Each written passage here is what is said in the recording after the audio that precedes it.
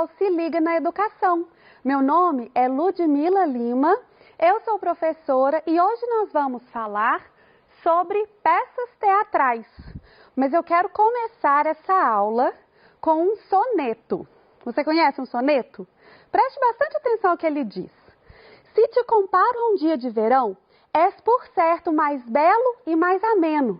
O vento varre as folhas pelo chão e o tempo do verão é bem pequeno. Um dia brilha o sol em demasia, no outro desmaia com frieza. O que é belo declina em um só dia, na terna mutação da natureza. Mas em ti o verão será eterno, e a beleza que tens não perderás. Nem chegará da morte o triste inverno, com o tempo nessas linhas crescerás. Pois enquanto na terra houver um ser, meus versos vivos te farão viver. Esse é o soneto 17 de William Shakespeare. E ele é muito interessante porque ele mostra pra gente como é que as coisas duram e vivem quando são registradas na forma escrita, quando são produzidas assim como um poema. E o William Shakespeare, que é o autor desse poema, não é só poeta. Veja só, ele é poeta e dramaturgo, um poeta e um dramaturgo inglês, nascido em 1564 e falecido em 1616. E olha só o que diz o soneto dele, que os versos dele farão viver essa pessoa a quem ele elogia, enquanto houver um ser na terra, e nós ainda o recitamos muito depois dele estar morto. Só que eu escolhi justamente o William Shakespeare por quê? Porque ele também é dramaturgo, e é disso que a nossa aula vai falar hoje. O que quer dizer dramaturgo, professora? Que palavra é essa? O dramaturgo é um escritor que escreve textos dramáticos. E aí você diz assim, de texto dramático eu sei tudo, sabe por quê? Minha mãe já fala que eu sou dramático. Qualquer coisinha estou fazendo um drama. Só que não tem nada a ver com isso, viu, pessoal? O texto dramático é um texto escrito para ser dramatizado, para ser encenado, para virar teatro. Olha só, a palavra drama significa ação. O texto dramático é escrito com a finalidade de ser encenado, de ser dramatizado. Ele apresenta indicações cênicas, então, em um texto dramático vai ter orientações para os atores. O personagem anda até o centro da sala, chora, sorri, está agitado, está tranquilo, como é que ele vai se portar, o que é que vai acontecer. O texto dramático também tem diálogos ou monólogos, que são as falas das personagens, são as conversas que a gente vê ali naquele teatro, naquela encenação. E existe um predomínio do discurso em segunda pessoa. Geralmente, quando a gente fala de narrativas, ou a gente fala em primeira pessoa, que sou eu fui, eu brinquei, eu estava, ou nós contamos em terceira pessoa, que é ele. Ele estava, ele foi, a menina chegou, o príncipe encontrou a princesa, sempre em terceira pessoa. Mas, como no teatro existe muito diálogo, existe muita fala de um com o outro, existe um predomínio da segunda pessoa. Tu vais, você é, porque está conversando com alguém. Lembrando que a primeira pessoa é quem fala, a terceira pessoa é de quem se fala e a segunda é com quem se fala. Então, onde há um diálogo, há muito a fala para a segunda pessoa. Nós também temos vários dramaturgos aqui no Brasil, muitos e muito interessantes. Eu selecionei um que eu aprecio particularmente, pessoalmente, que é o Ariano Suassuna. O Ariano Suassuna é dramaturgo, romancista, ensaísta, poeta, professor e advogado. idealizador do movimento armorial e autor das obras como o Alto da Compadecida. Você provavelmente já viu o filme que foi feito, adaptado da obra do Ariano Suassuna, do Alto da Compadecida, né? Quem é que nunca escutou? Ué, não sei, só sei que foi assim, que é uma fala comum do personagem principal, do protagonista desse filme. Ele também escreveu o Romance da Pedra do Rei, O Príncipe de Sangue do Vai e Volta, e foi um defensor da cultura do Nordeste. Ele dá entrevistas e fala muito dessa cultura nordestina, valorizando essa parte da cultura brasileira. Então, o Ariano Suassuna também é um dramaturgo, também fez muitas obras que foram adaptadas para teatro, para cinema, com esse texto dramático que a gente está vendo hoje. O teatro surgiu a partir do cotidiano, através das necessidades humanas.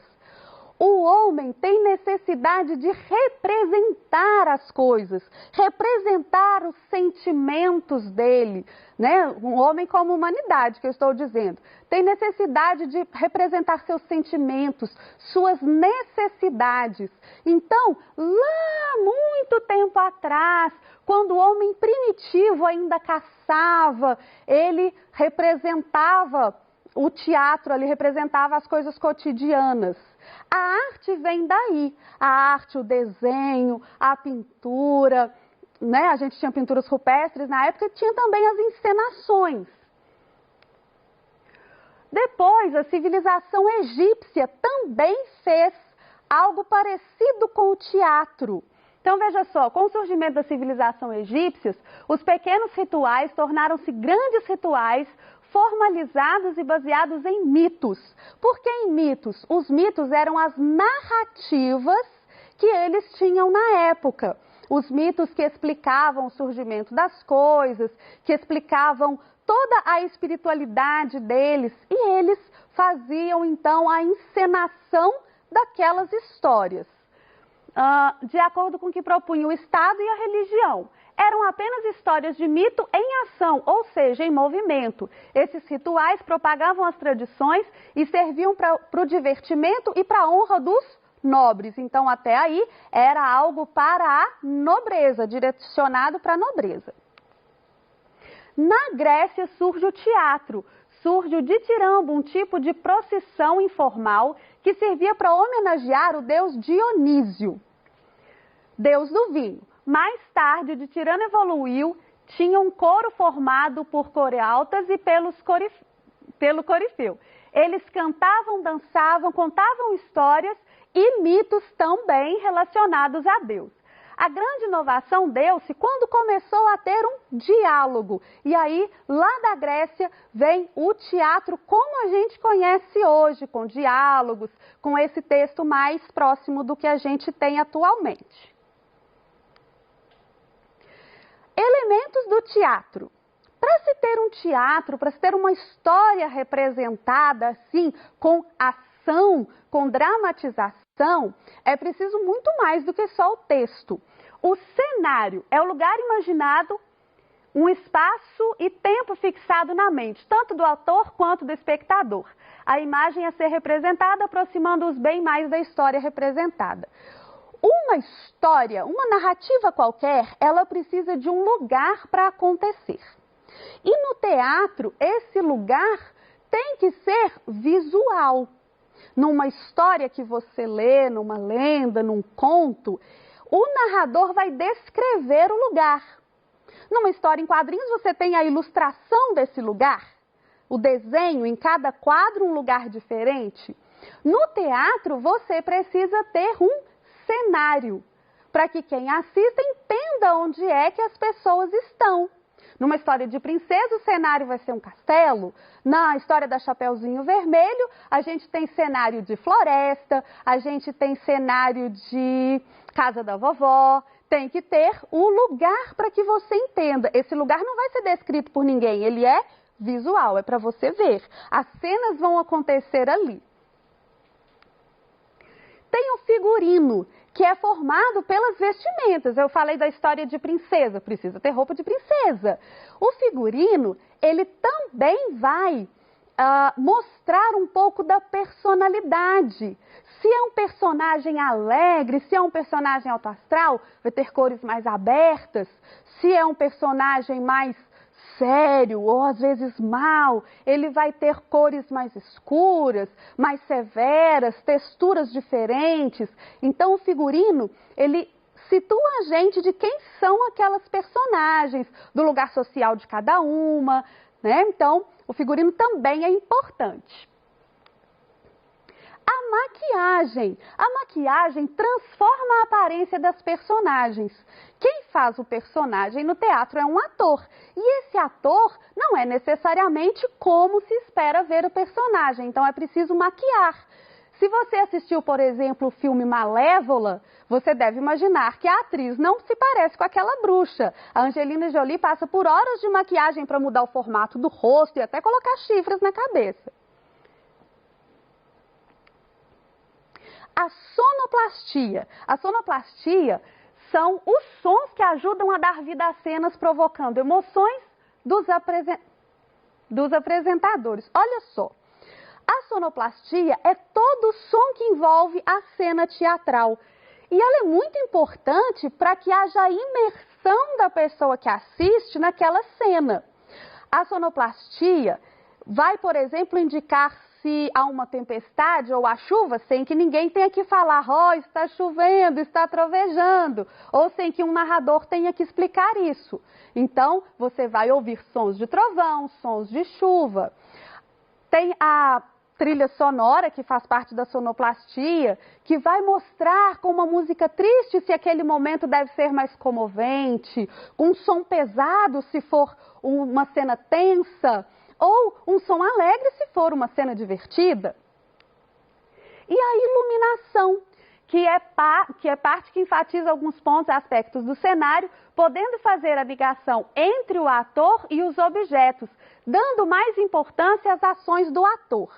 Então, a iluminação no teatro, você tem ali, né, um cenário todo montado e, de repente, você precisa entender que o ator está olhando para um determinado objeto, então a iluminação vai direcionar para aquele objeto. E a iluminação funciona juntinho com a sonoplastia na imersão das pessoas, de quem está vendo, naquela cena. Ela pode ficar mais escurinho, mostrando ou uma tristeza, ou um suspense, pode ficar mais claro, mostrando uma alegria, uma ideia, uma coisa diferente, uma agitação maior. As luzes podem mudar de cor, indicando como é que é aquela cena, como é que fica aquela cena. E a pantomima? Nós temos essa palavra lá no nosso PET. E a pantomima? O que é pantomima? Para contar para vocês o que é pantomima, eu não vou contar, eu quero que vocês adivinhem. Eu vou usar alguns acessórios que nós vimos aqui, ó, alguns elementos do teatro. Quer ver? Então vamos lá. Primeiro, eu vou prender o meu cabelo. Pronto. E agora, eu vou vestir uma roupa um pouco mais formal, mais escura. Chama seus irmãos, seus pais aí, vamos ver quem é que vai descobrir primeiro quem é o personagem que eu vou mostrar. Aqui a gente está trabalhando figurino e o chapéu também é figurino. E agora uma pecinha de maquiagem. Olha só, vocês sabem quem eu estou representando aqui? Não é nenhum ditador, não é ninguém violento. Na verdade, esse personagem, ele fazia uma sátira a essa pessoa que você pode ter pensado e se confundido. Bom, eu estou falando aqui do Charlie Chaplin. O Chaplin era ator. Ele foi ator, diretor, compositor, roteirista, produtor e editor britânico. Chaplin foi um dos atores da era do cinema mudo, notabilizado pelo uso da mímica e da comédia pastelão. O Charlie Chaplin, ele usava muito a pantomima, que é essa palavra que nós vimos aqui. O que significa isso? A pantomima é um teatro gestual. É um teatro onde os atores não usam palavras. Eles apenas usam o seu gestual, o cenário e todos esses outros elementos, figurino, maquiagem, para representar aquilo que eles querem contar naquela história. A pantomima é uma encenação gestual, um teatro sem palavras. Chamamos também de mímica e temos como exemplo alguns vídeos do Charlie Chaplin. O Charlie Chaplin, ele era um crítico social, ele abordava temas muito importantes nos seus filmes, né, nos seus vídeos, e ele fazia isso tudo sem usar palavras, sem falar. E aí você pensa, mas então não tinha texto dramático? Tinha um roteiro. Lembra que lá no começo a gente fala que o texto dramático, ele tem indicações cênicas? Todas essas indicações cênicas estavam lá, apenas não tinha o diálogo. É só isso que não tinha. Ele então trabalhava tudo com os seus gestos. Hoje nós conhecemos nós conhecemos dois dramaturgos, William Shakespeare e Ariano Suassuna. O William Shakespeare inglês e o Ariano Suassuna brasileiro, que fazia, né, que é o autor do Alto da Compadecida e que sempre valorizou muito a cultura nordestina. Nós descobrimos o que é texto dramático, que é o texto feito para ser encenado, é o texto teatral.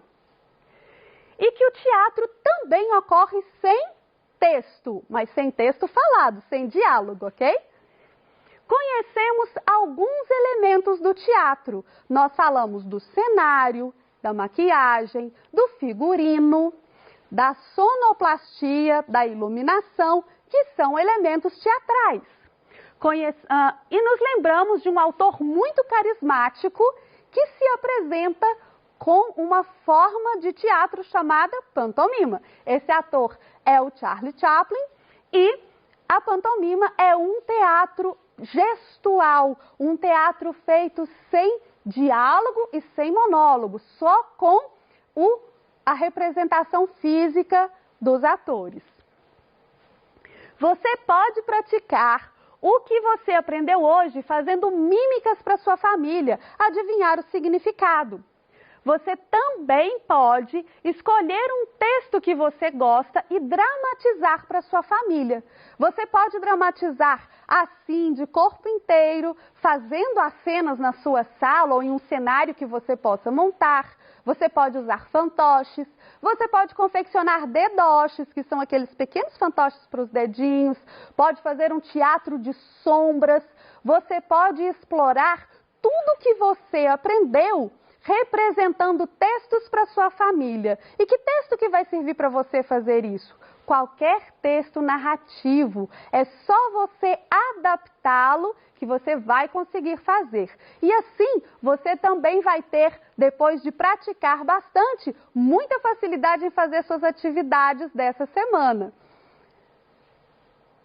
Então, pessoal, agora que você já sabe tudo sobre texto teatral, é só ler as suas atividades com atenção, procurar outros textos para você ler. Você sabia que o Rei Leão foi adaptado de uma história de Shakespeare? Pesquisa para saber qual foi. Leia tudo com muita atenção, treine as encenações em casa, faça tudo com muito capricho. Um grande beijo e até a próxima!